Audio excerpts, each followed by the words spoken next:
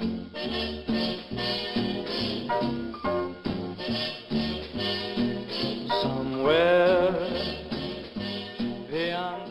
there, this is Rebecca from SquareXO and I'm joined here with Nicole. Hello. We are doing something a little bit different today, as you can probably tell by the absence of anyone more authoritative than us.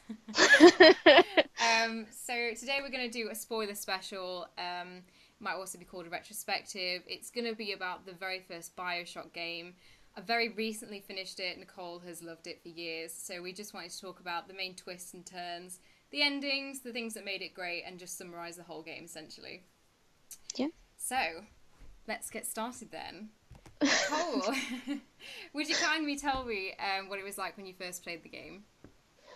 Oh, it feels like so long ago because I originally got it on PS3, but when they released the kind of complete edition, and I remember I got it and I was really happy. So I had but it had like Bioshock Infinite stickers in of like Columbia and stuff, and it was so good. And I was like so thrilled to play it because I was like, this needs to kind of bridge my gap into kind of more scary games. Yeah.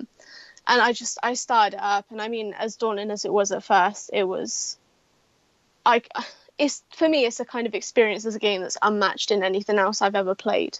Yeah. Um, I was completely wooed by its lore, and like I love the setting's absolutely fantastic, and it really does complement the atmosphere that's kind of built throughout. And I love the kind of subtle incorporation of like a moral compass. And yeah, I love it as well. It's got a real kind of philosophical relevance. And I studied like philosophy like back when I originally played it, so it really kind of when I was playing it through, I was kind of intrigued by everything. Perfect match.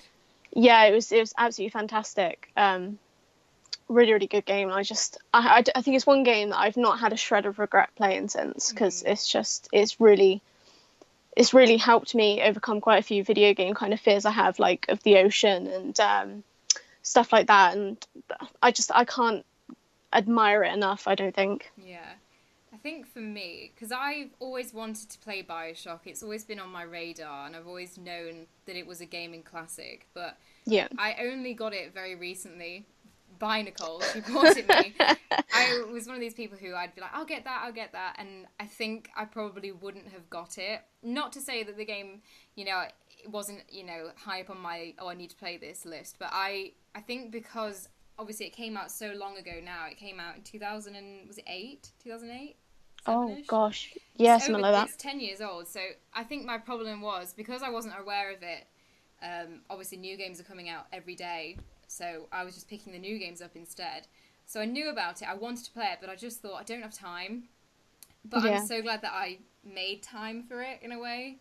I Yeah. think it's so different from anything I've ever played. I don't mind first-person shooters. They're probably my second most played genre of gaming. I kind of get on with them quite well, but I don't know. From I just thought from a perspective of never having played Bioshock and knowing anything about Bioshock, I just thought it didn't look like my sort of thing, because obviously you have superhuman abilities. It's not just about shooting. You obviously have to try and face each scenario and each enemy in very specific ways. And I was like, that seems like it's quite complicated, and I don't know anything about the story. It seems weird, like they're under the sea, but they're these, elite citizens. They've all turned into monsters. It was a very, I don't know, it just sort of went very under the radar for me. So when I actually started playing it, I realised very quickly how amazing it is. I Yeah. just think it's so clever. And I think we'll probably talk about that a lot in today's episode, but everything about it is done so well and with such thoughtful purpose. Yeah. So the setting is incredible because, like Nicole says, you're under the sea. You're trapped under the sea, which is very clever. It makes you feel very claustrophobic. It's almost as though at the first start of the game, where you don't have any weapons, you're very limited in what you can do to protect yourself. You almost feel like there's no way to get out. You're trapped under the sea in this glass building that's been basically abandoned and is just left desolate. And everything's trying to kill you. Everything is stronger than you. Nobody's friendly. There seems to be no friendly faces anywhere. And it just seems so clever.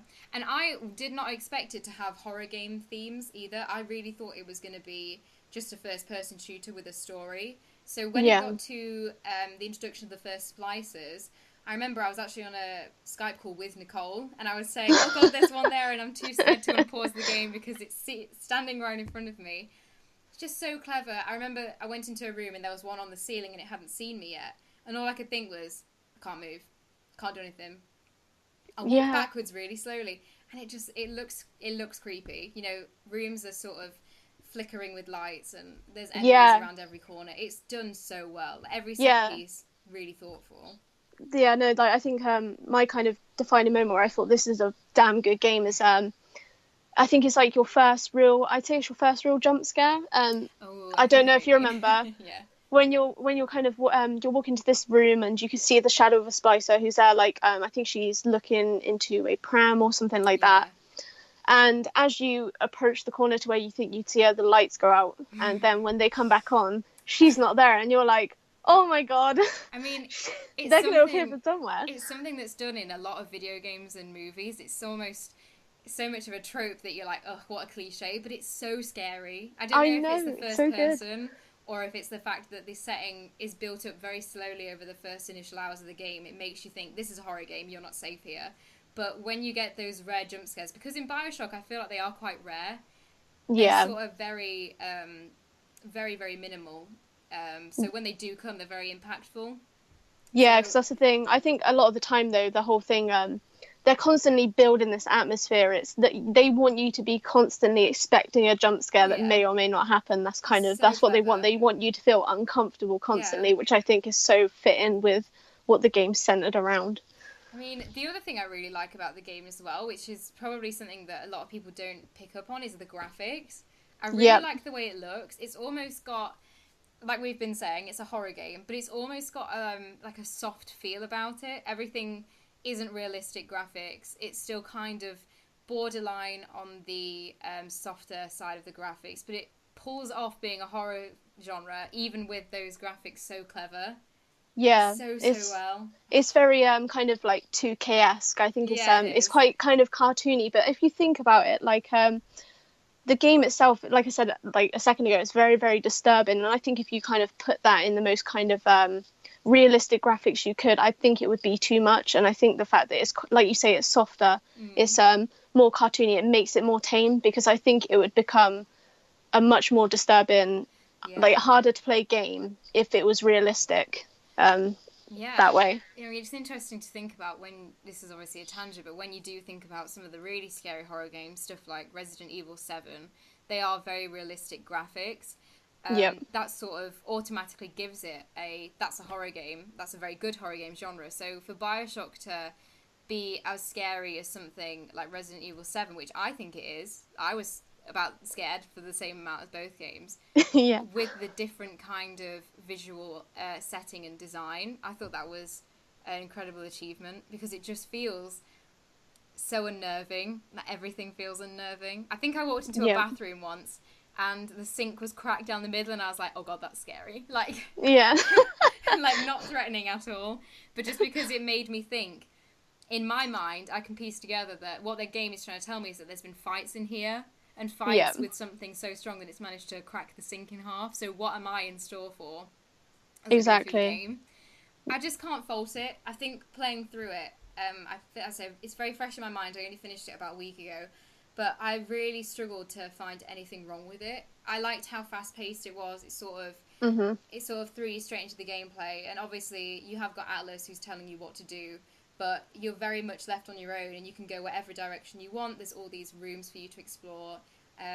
Crafting and upgrading your weapons, you know, that's something that's optional, but it's something that I went out of my way to do because I felt like I wasn't well equipped in the Rapture. I felt like I needed to be extra, extra strong to just fight medium level enemies because of how tough it was and how Yeah. frequent the enemies are. Because they throw them at you. There's about 8 come at you at once.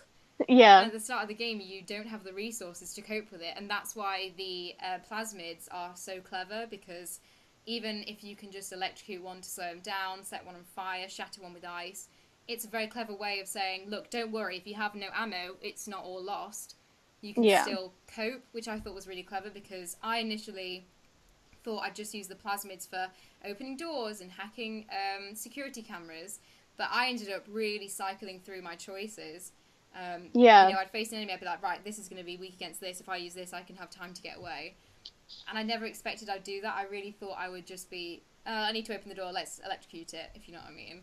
Yeah, I think they give you such I think they kind of cater for the needs of quite a few players as well, and like in the sheer amount of kind of like plasmids and tonics and stuff that you can interchange. Yeah. Like there's so much to kind of cater to the way that you want to play the game, and you can, like you say, it's fast paced, but you can take it at your own pace. There's no rush, and I mean, Rapture's such a fantastic setting, and it's got so many kind of secrets within that all the lore, it makes you really desperate to go around and look. You're like, I don't care where the arrow is pointing me. I want to go to this room to see what this is doing. And obviously you open up like the I love the way they give you incentive to open up the kind of like the logs and stuff. Yeah. To kind of learn more, because in some of them are like codes to open doors. Exactly. It's so fantastic, and I love the way that even towards the end it's still got that pace when you get more well equipped. Like the game doesn't like lose its enjoyability, but it's still fast paced, and I can't, like you say, I can't fault it. Can't fault it. Another thing I like too is that it's set in like the mid 90s, the mid 1900s even. I really liked that because I normally I'm not too interested in games that were set in like the past, but they did it in a really clever way. Yeah. It made it feel like you're in the future, even though when you read about like the character bios and you look at stuff, you're like, oh, we're actually in like the 1960s. Is it the 1960s we're in? Very clever. I'm trying to think. I think it's the 1960s. But yeah, everything about it. I mean, we're going to talk a little bit more about the characters in greater detail in a second. But I also thought the characters were great. I really liked having these conflicting voices. Someone would say, you need to go here, do this, and then someone else would be like, oh, if you go here, do this, that's wrong. So yeah. And I mean, we'll talk a little bit more as well about objectivism and individualism and obviously like slavery and stuff when we get to the later part of the podcast. But it's very cleverly done. It really makes you, like Nicole said, really makes you question your morals and think, hang on a second, am I doing the right thing here? Or even with the small things, I mean, obviously there's lots of big daddies in the game and they are protecting little sisters who are collecting Adam. Adam is essential for the game. You use it to upgrade your Eve slots, your health upgrades. You can buy more plasmids with it. So it's essentially one of the other parts of the currency of the game. You have your money and then you have your Adam. But to harvest Adam, you have to kill big daddies, and that's tricky. That's hard. Yeah, hard. Tricky. Yeah. But after you've killed one, you get given the choice: do you want to rescue this little girl, or do you want to harvest her? And if you rescue her, then she lives and you get a little bit of Adam. And if you harvest her, she dies, but you get all of the Adam.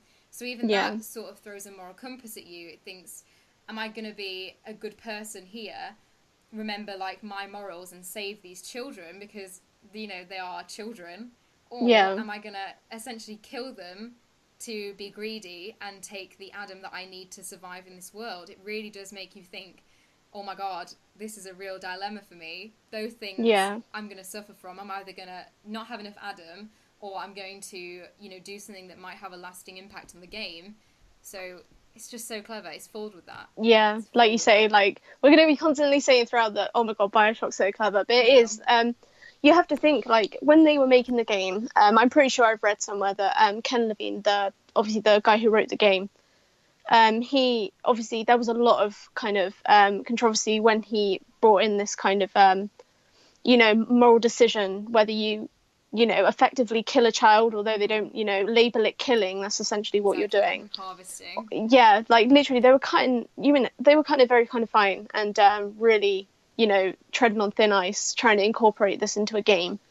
But they've done it so cleverly that it becomes acceptable, and it's become, such a phenomenon of a game in doing so, and it's so clever. And I love the fact that it kind of it does affect the actual outcome of the game. There's multiple endings. I think that's absolutely incredible, and it either rewards you for being a nice person, or punishes you for being greedy and thinking, no, I want to make the game easier for myself. I don't care. So clever. I mean, the first little sister that I met, I rescued her because I felt bad, and because you have a cutscene with a woman who says, like, don't hurt them.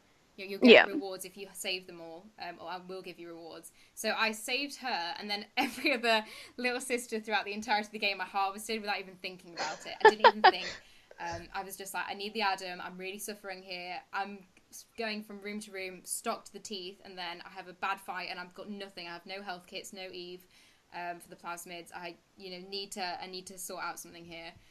But you don't think about it, and then you get to the end of the game, and you're like, oh, okay. Yeah. I'm trying to think. I love the way that in that situation as well. Like, obviously, you have Dr. Tenenbaum and Atlas, and although, like you say at first, where you're kind of sat there and she's there saying, "No, please save her, please save her." I'm thinking, well, I don't want to make enemies really early on, so Exactly. I'll rescue this one. That's what I But then thought. as you go on, you've got like obviously like the kind of the angel devil on the shoulder thing. You've got Atlas on one hand going, "No, you need a harvester because you're going to encounter bigger enemies.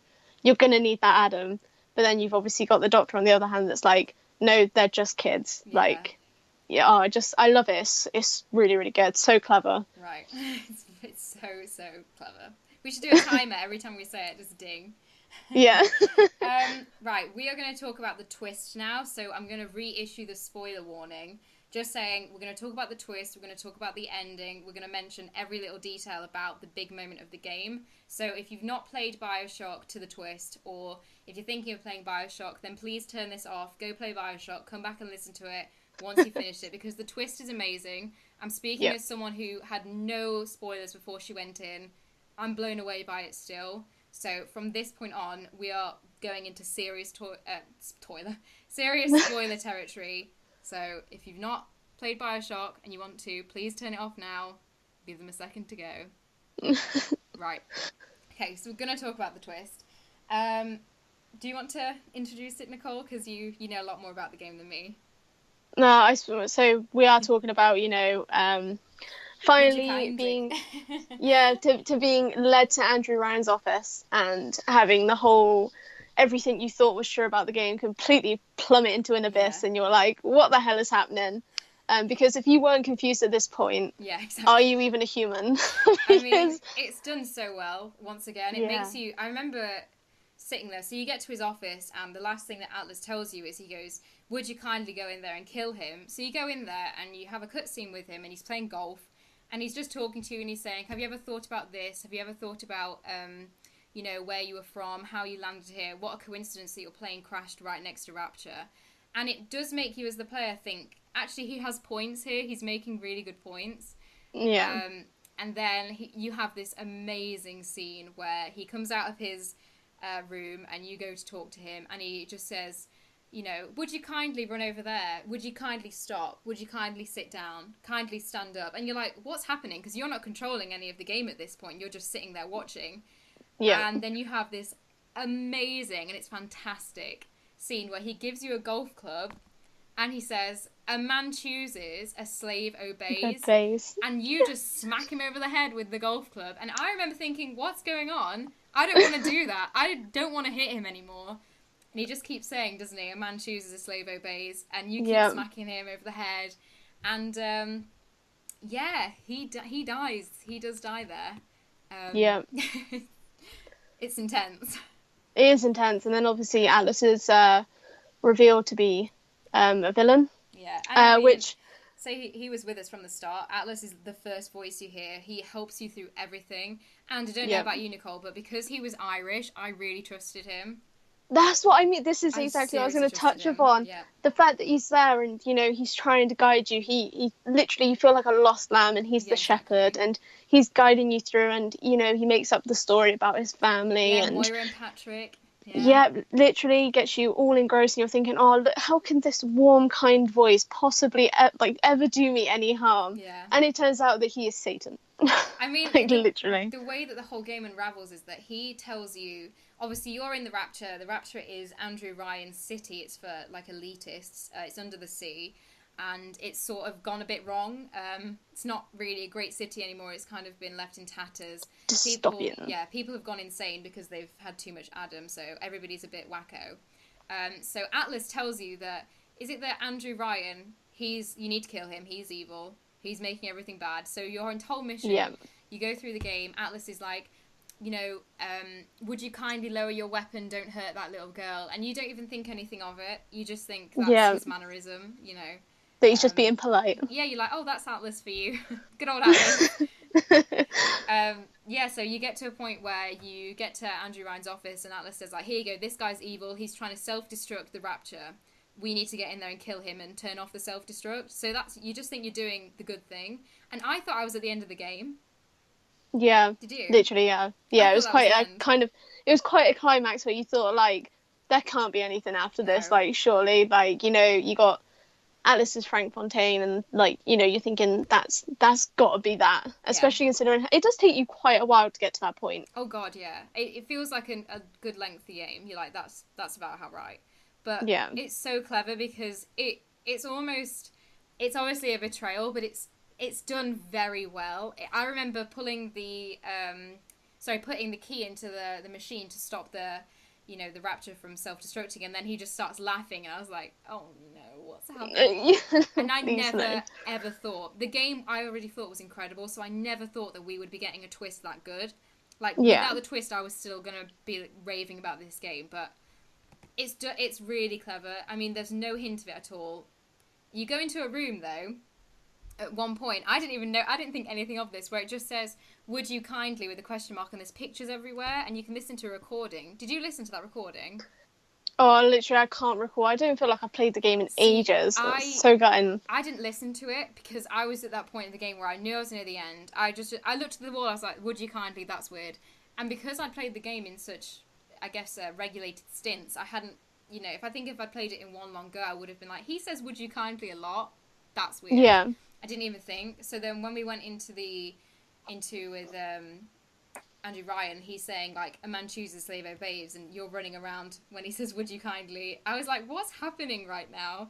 And they do a really clever montage where it's Atlas's voice going, like, would you kindly go and kill him? And I was like, oh no, this is bad. I was like, this is bad, and I'm beating him to death. I feel so used. Yeah, like, it's so, I think it's really clever, though, because, like, where the developers have kind of fabricated this whole lore and kind of, like, you know, the why Rapture exists, and, you know, and where obviously Atlas paints Andrew Ryan as such a megalomaniac, which he is essentially.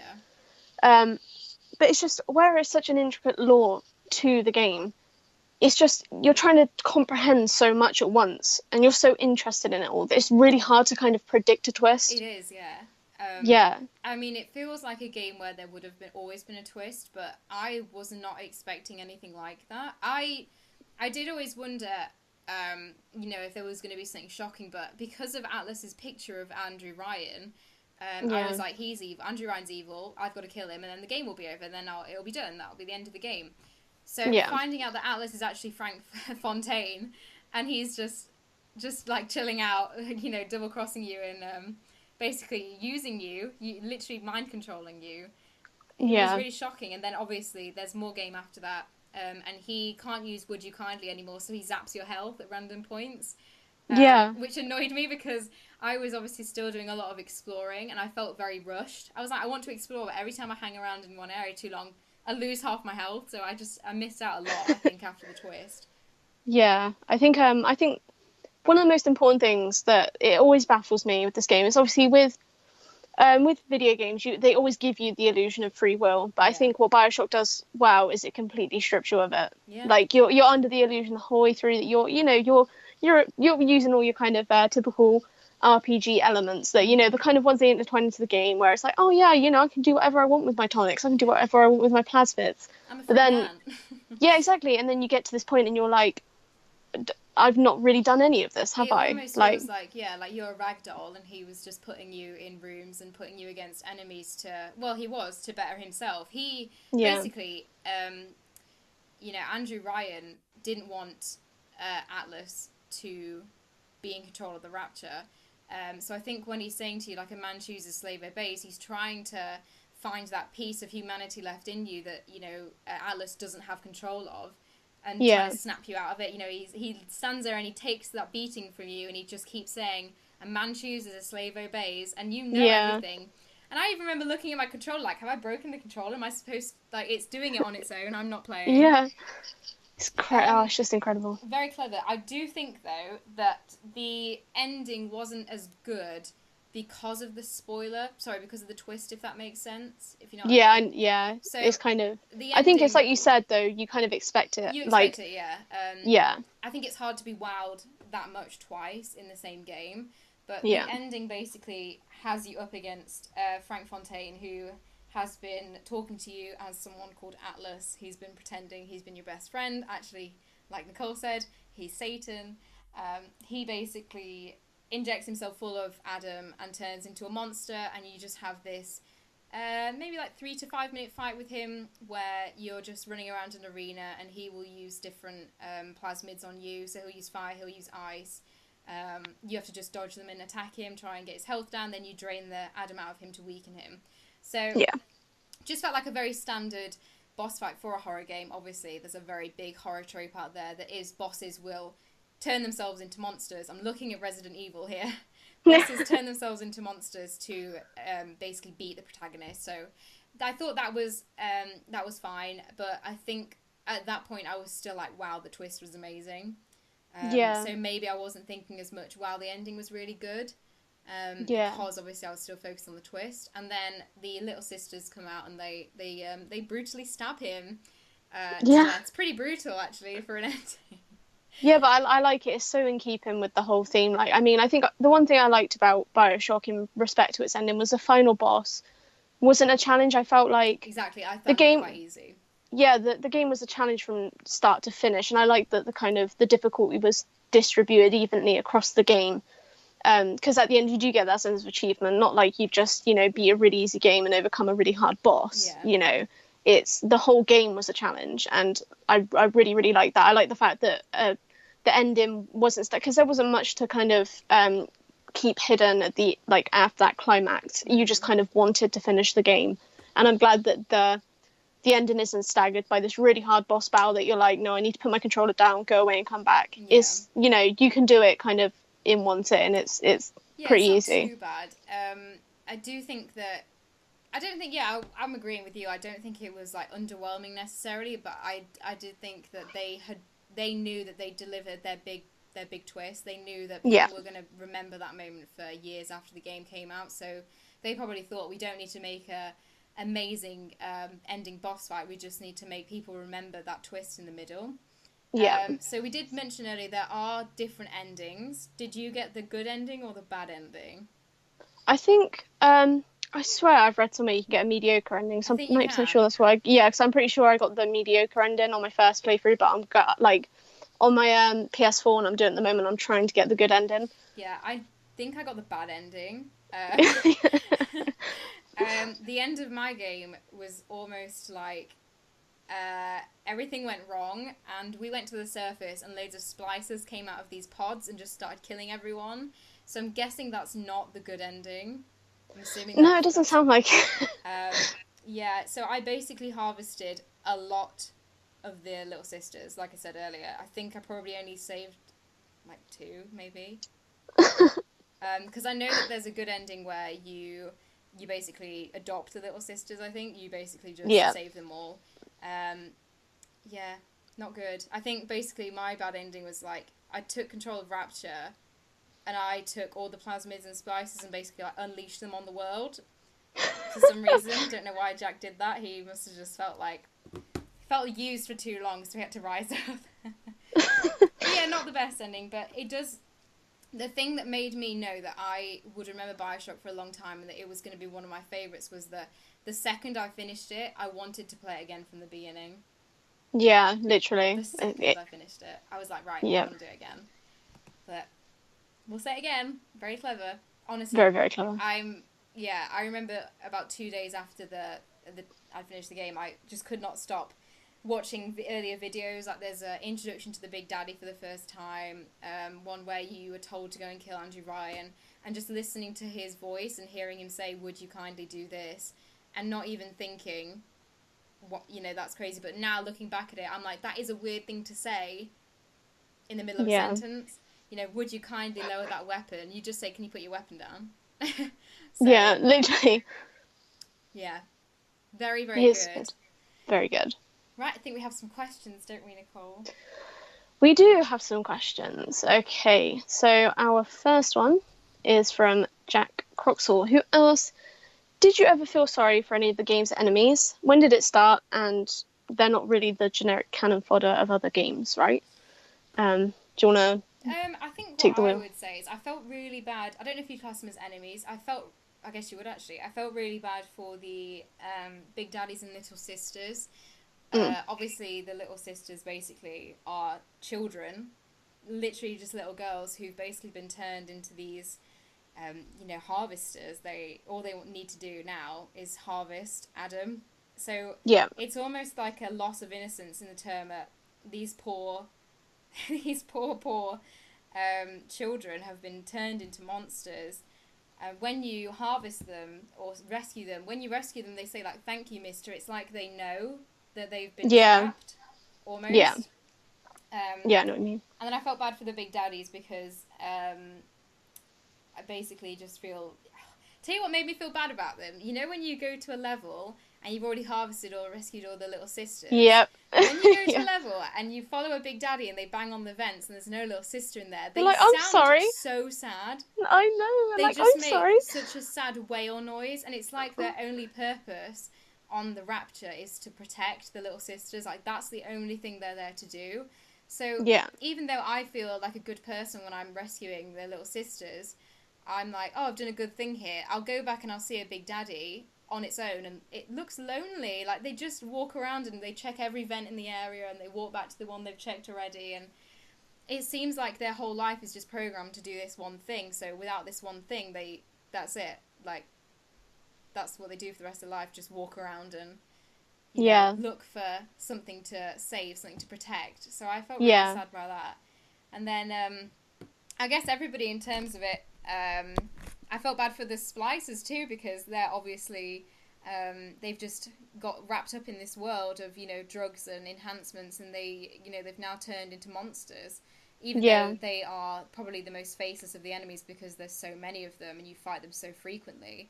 If you think about the history of Rapture and you think that it once was a city for the elite and it's now basically become a desolate, abandoned city where the people who are left have been transformed into monsters by, these drugs that were sold. Oh, these are great. These will give you superpowers. They were pushed onto the citizens. It's almost, like makes you stand out. You'd be like, oh, I've got this plasmid no one else does, so I'm, even more of an elite citizen. And then it turned against them. It made them, as we know, into splicers, and it's kind of sad. The whole story is quite sad when you really look into the lore of it. But I feel bad for everyone. Basically. I'd say I pretty much agree with you. I mean, big daddies are a colossal pain in the ass. Like, there's no doubt about that. But they eat all your your hard-earned ammo, and you're just there like, oh great, all I've saved up, and it's all wasted on one enemy. But you can't help but feel sorry for them. And I think part of that is it's like hunting a wild animal in respect to they don't attack you unless provoked. Exactly. So when you're doing that, when you're hunting them down, afterwards you just feel awful because you're like, you killed something that was just following its kind of like its nature. Its nature is kind of its coding to go around and protect this little girl. It didn't attack you. It may look horrible. It might have menacing weapons, but it's it wasn't doing you any harm. So is it fair really that you did it harm? Exactly. But I think as well, like you say, you feel sorry for the splicers, and once you bypass their initial horror, you do kind of, like you say, it becomes quite a sad story. And I think, when you're stood up against the window of Dr. Steinman's office, the plastic surgeon, when he's just there and he's murdering this splicer that's on the table, saying that he wants to make them look beautiful. And I think that's kind of the problem, is they never felt good enough once they started having all these plasmids. Mm-hmm. And it's really quite sinister and sad that it's just this thing that they never feel good enough, so they always want to be better, and it's just kind of consumed them. And it's really, really sad, really sad. Oh, there's a lot in this game. When you really dig deep, there's a lot to find about it. It's more than just, oh, it's a first-person shooter and it's got a good twist. There's so much lore. I'm definitely going to really, get into it and have a look at everything, I think, now, because I'm already shocked, appalled, obsessed with what I found. So I definitely want to get back into it. Yeah, definitely. Okay, so our next one is from, I'm so sorry if I say this wrong. Me and Rebecca were talking about this beforehand, and we've kind of decided on what we're gonna, like, how we're gonna pronounce this. So Paulathon New Yes, hang says on. says personally, when I played it, I loved it when I encountered a big daddy. It felt like a showpiece every single time. How did you approach these fights, and did they scare you? Yes. What? Definitely. I think for me, so I didn't realise that big daddies didn't attack you on sight until I was really embarrassingly like through the game. I'd already done at least half the game, and every time I saw a big daddy, I'd be like, well, can't go in that room because they'll see me and they'll kill me. So they're just menacing structure, and they, like Nicole's and we've just said, they're very big, they're very menacing. If you go close to them, they will, brandish their weapon at you. They'll let you know that don't come near me. I don't want to attack you, but I will Yeah, if you, threaten either my little sister or myself.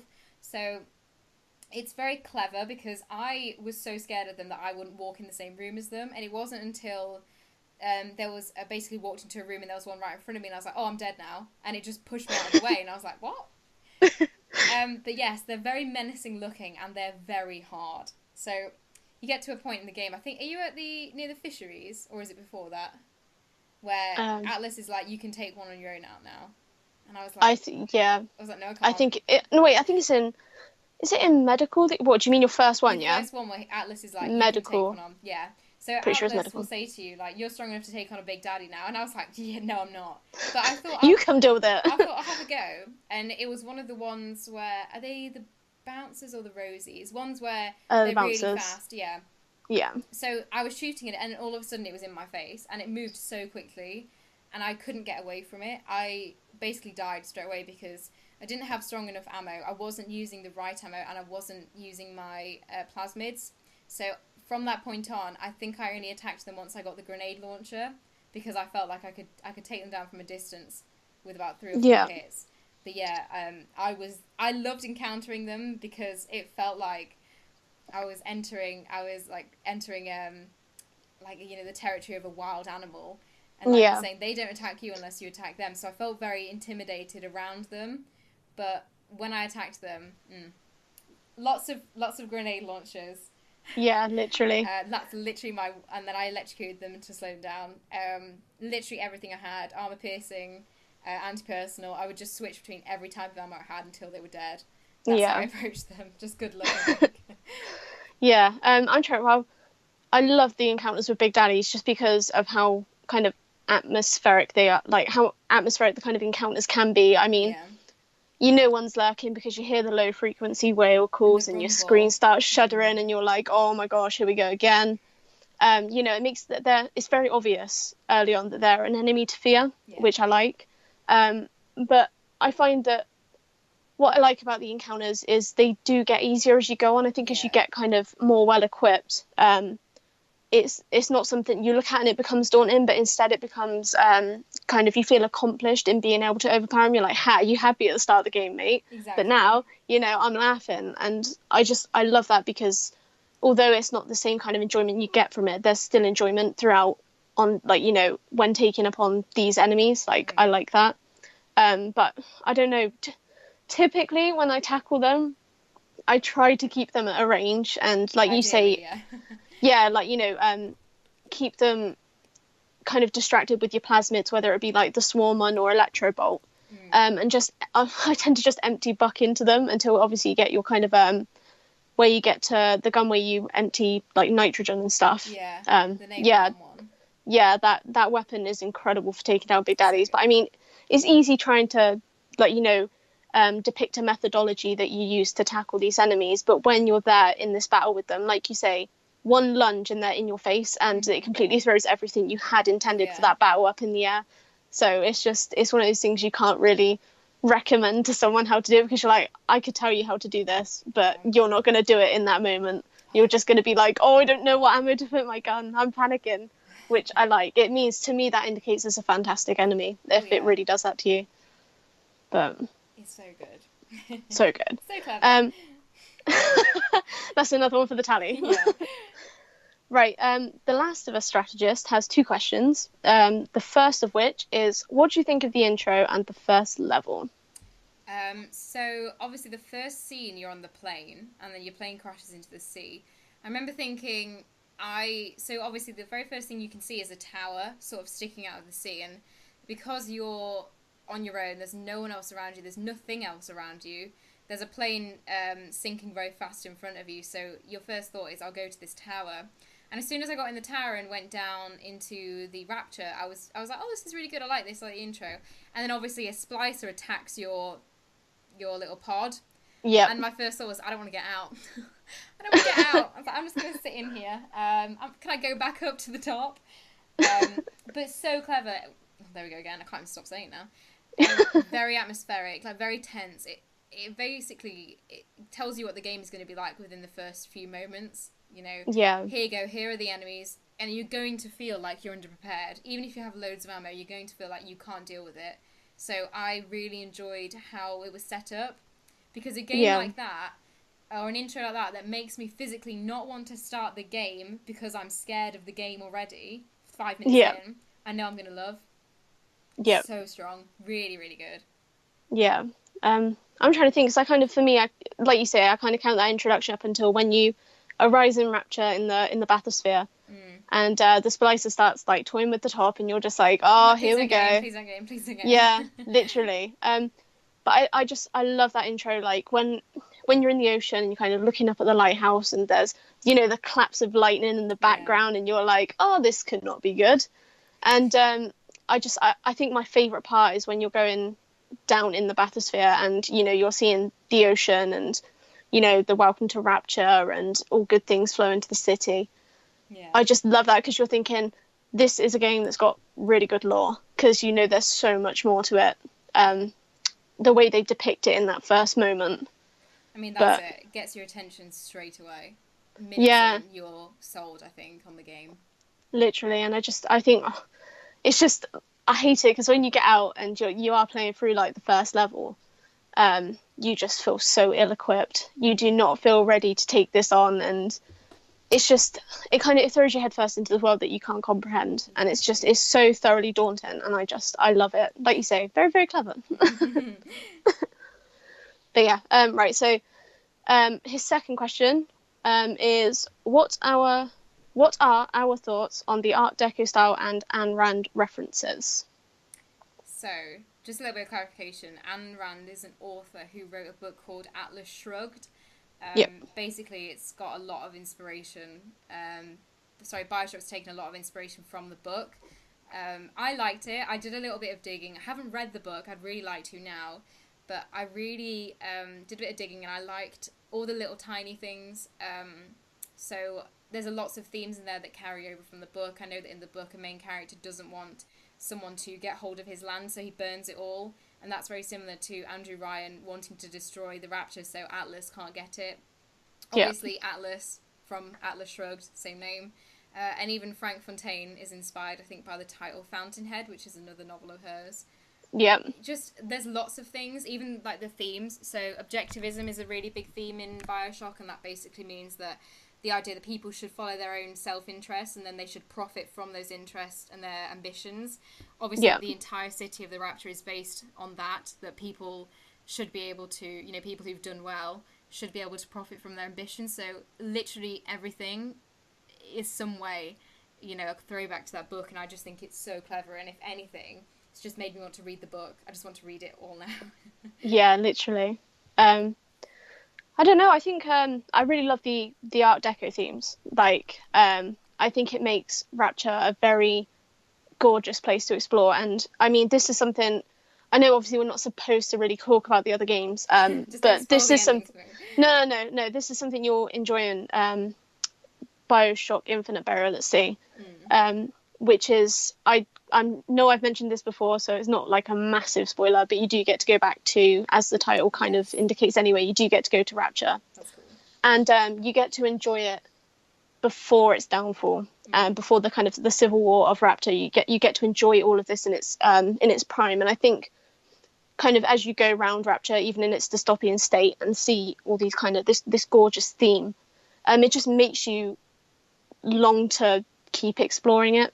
And I think that does give you a lot of drive in the game. I think that's a lot of what keeps you going, is that want to explore. And I think it's very in keeping with like the kind of cartoony graphics, because it makes it look very, very like pretty. It's a very pretty setting. But But yeah, in regards to like Atlas Shrugged and that, as you say as well, I've never read the book either, but knowing kind of how heavily it inspired Ken Levine to write Bioshock. I'm it's got me a hello at that, because I'd really love to kind of see these themes in greater depth. I mean, at the moment I'm reading the novelization of Bioshock, which kind of talks about I swear.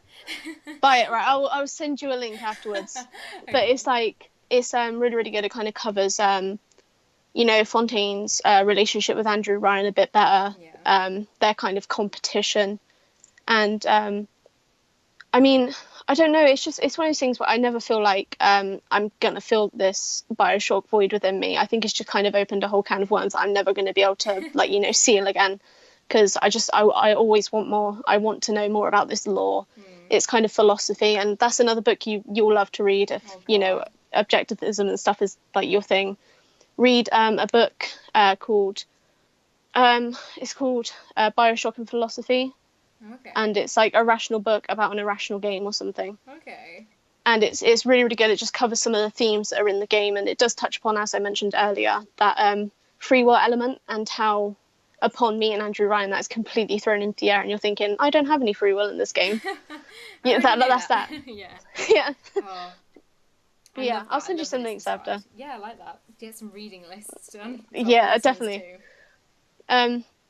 Right, so our last question is from Mr. FoxO, who asks, would you kindly, and literally when you put out that tweet asking for questions, I was like, at least one person's got to put would you kindly. Would you kindly, yeah. So thank you, Mr. FoxO, for being that person. Would you kindly describe your feelings and impressions when that reveal hit you? And I think the best way to sum that up was I was mind-blowingly confused. Yeah. No idea what's going on. I mean, I was confused, but at the same time, I think I sort of felt three feelings. I was confused, I was wowed, and I felt really betrayed. It was almost like Atlas and obviously Jack, the protagonist, they obviously, he spends so much of the game literally guiding you, and you feel like he's, the one person you can turn to. He'll always tell you the right way to go or how to get past a situation. So I know we've obviously talked about the twist a lot, but I really felt like I was betrayed. Yeah. And, like we've said, I felt like I was being used. It felt like I thought that my relationship with Atlas was one of, we're helping each other out here. And instead it was, I'm being used for him to get his own way. So, very, very confused. Confused, wowed, and betrayed. So it was almost though I saw it from Jack's shoes, I saw it from my shoes, and then I saw it from a critic's shoes in terms of being like, wow, that's amazing. But for me playing, I was like, what? I was like, what is happening right now? Literally, I think as well, it kind of throughout, like I say, where Bioshock's so unsettling, there's always that kind of element of unpredictability, and throughout, Atlas is your rock. Yeah. And I think that's why you feel so betrayed. You feel so betrayed because you're just like, I can't trust anything or anyone. I'm literally completely alone in this setting, and I don't know what to expect going forward. Exactly. And I like that. I thought it was, honestly, although, like you say, it does kind of put a dampener on the last kind of section of the game, in the sense that I don't think that is a twist that can be topped in one game anyway. No. It's just such a good twist. I literally, you can't fault it. You can't fault this game. So clever. Right, that's it for questions. We've only got one little short section left. It's not going to be very interesting from my point of view, because I can already tell you what I want for the future of Bioshock, because I have not played the other two games yet. So, my future of Bioshock is going to be playing Bioshock 2 and then playing Bioshock Infinite. There was a lot of rumours swirling around that we were getting another Bioshock game, and I was sort of semi-interested in it before, because obviously I was just looking at it from the perspective of, I guess, a reviewer and someone who's interested in the news and video games. So I thought that would be fun if it is a true, bit of news coming out. We are getting another game. But now looking at it from someone who's played the game, and from someone who continuously hears that Infinite is also amazing, I really would like them to do another one. I think it would be really nice for them to, to get back onto it and to just give us, another one. I mean, them remastering for the PlayStation might have been a step forward, been like, we'll see how many people are interested in the game still. It's been out a long time. Bioshock's been out 10 years, and I feel like it would be lovely to have another installment, or at least something, similar. Maybe the way that Bioshock Infinite goes so far away from the path of Bioshock 1 and 2, in terms of you're in Columbia, you're in the sky. Yeah. But I would really like something. But Nicole, what do you want for the future of Bioshock? Honestly, I'm quite torn, and I don't want to be that person that's No, a be right that kind of. person. That's But your villain. I don't want to be a buzzkill in respect to saying that I don't want another Bioshock. But I just don't want to see the series dragged through the mud. That's I the think problem, right isn't it? now, yeah, across the series right now, it's got such a good impact that I can go back and play it, and I just I enjoy the game like Yeah. so much every time I play it because the series is as it stands, and I'm worried that because I don't know if Ken Levine will be back too, because I'd want another I'd want Bioshock a game. Ken Levine, yeah. Yeah, I'd want another Bioshock game going forward to be more so to further kind of expand the lore of Rapture. Yes, I agree. And I don't think if it wasn't Ken Levine that did it, which I'm not sure if he would, just in respect to like I said, I've read so many things on Bioshock, like I've bought loads of like Edge specials and stuff. And I've read in an interview that he said that it directly affected his personal life, and it kind of sent him into disarray, where he was so hell bent on, it sent him a bit loony in respect to, Well, I imagine it would. yeah, he's writing about a very disturbing storyline, and it kind of sent him into disarray. And I'm a bit worried that if they did another Bioshock and it wasn't Ken Levine, I don't know. I'm very, very apprehensive because I want the series to be done justice, and instead of an injustice, I don't want the series to be dragged through the mud. Yeah. But until then, I'm happy to keep playing through the games. I've still got platinums to get. I'm happy to kind of grin and bear it and try and play through the whole of the game without using a Vita chamber and having to save all the time and just collecting all the merch. The trophies. Yeah, Oh no. God, they sound hard. There's one called Brass Balls, I think it is, and you have to play through the whole game without using a Vita chamber, which using just saves and stuff, I'm sure is possible. Yeah.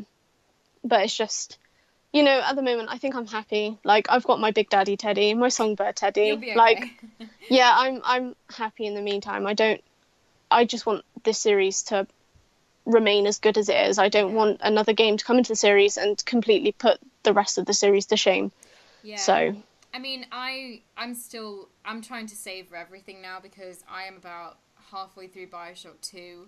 And I know that I've got Bioshock Infinite coming, and then I've got the DLCs as well. So I'm trying to savor it all because it's an amazing series, and it's one that I think deserves to be played and savored. A lot of people give Bioshock 2, a bad name because they're like, it's not as good as Bioshock, Bioshock or Bioshock Infinite.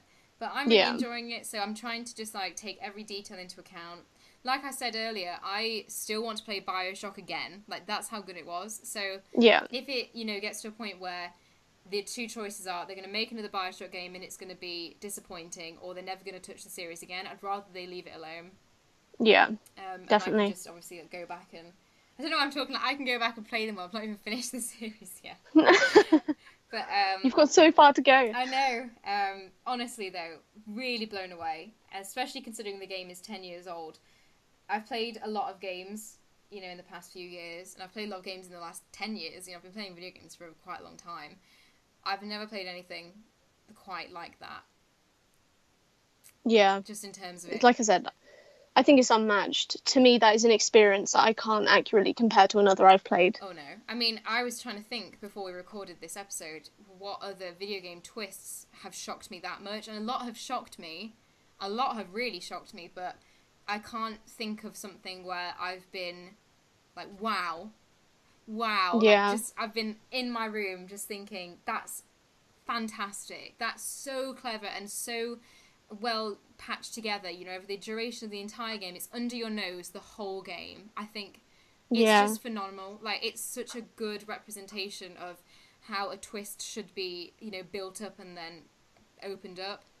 I mean, hopefully no one is listening at this point who hasn't played the game, because if so, you've just spoiled it for yourself.